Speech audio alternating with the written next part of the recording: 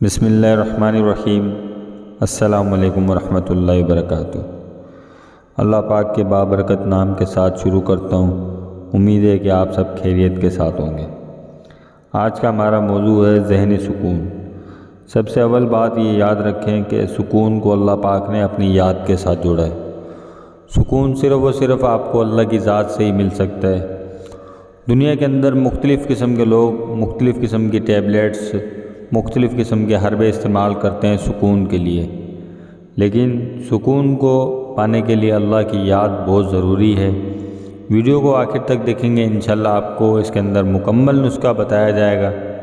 41 دن کا نسخہ ہوگا، آپ اس کو استعمال کریں گے، انشاءاللہ آپ کو بڑا سکون ملے گا، اور چند ہی دنوں کے اندر آپ دیکھیں گے کہ آپ کی زندگی کے اندر جو ہے مکمل طور پر سکون آنے لگ جائے گا۔ اب ایک چیز ذہن کے اندر رکھیں کہ اگر انسان کے دائیں ہاتھ کے اندر یا دائیں ٹانگ کے اندر چوٹ لگی ہو، اور وہ اگر بائیں ٹانگ پر یا بائیں ہاتھ پر جو ہے اس کی مرہم لگا رہا ہو، دوا لگا رہا ہو، تو کیا اس کو کوئی وہاں سے شفا ملے گی؟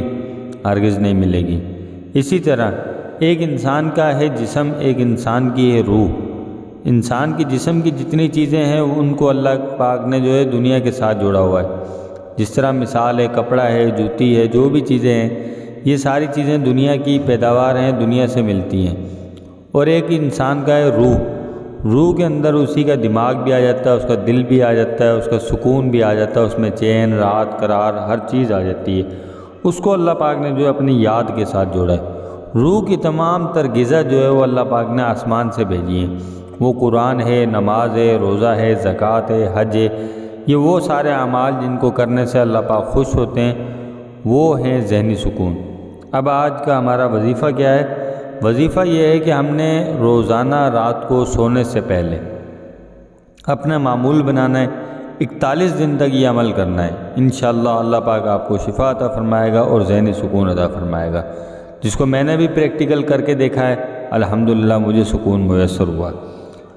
کرنا یہ ہے کہ جس طرح ہمارا بچہ اسکول سے واپس آتا ہے یا شام کو آ کر ہمیں بتاتا ہے کہ بابا آج میں نے اسکول کے اندر ایسے ہوا، ایسے گیا ہوا، ایسے آیا، ایسے ہوا، پھر میں ٹیوشن پر گیا، پھر میں مدرسے گیا، بابا میں چیز لینے گیا، مجھے فلاں بچے نے ایسے کہا، یہ ہوا، وہ ہوا۔ اسی طرح ہم نے اپنے سارے معاملات، جس طرح ہم صبح اٹھے، پھر آفس گئے، آفس سے آئے، نماز پڑھی، روزہ رکھا، جو بھی XYZ ہم نے کام کیے تھے، سارے کام اللہ کو سنانے۔ اور اس کے ساتھ ہم نے ایک اور عمل کرنا ہے۔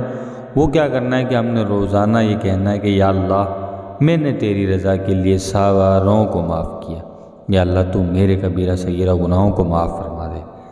جب ہم اللہ پاک سے یہ کہیں گے اور روزانہ ہم اللہ پاک کو اپنی روز کی ہسٹری بتائیں گے، یا اللہ میں نے صبح سے لے کر شام تک یہ کیا، تو اس کے اندر ہم دیکھیں گے کہ ہم نے آیا کتنے اللہ پاک کے احکامات کو پورا کیا اور کتنے حضور علیہ الصلوۃ والسلام کے طریقے ہم نے اپنی زندگی کے اندر لائے ہیں، اور کتنے ہم نے اللہ پاک کے احکامات کو توڑا ہے اور کتنی حضور کی سنتیں ہم نے چھوڑی ہیں۔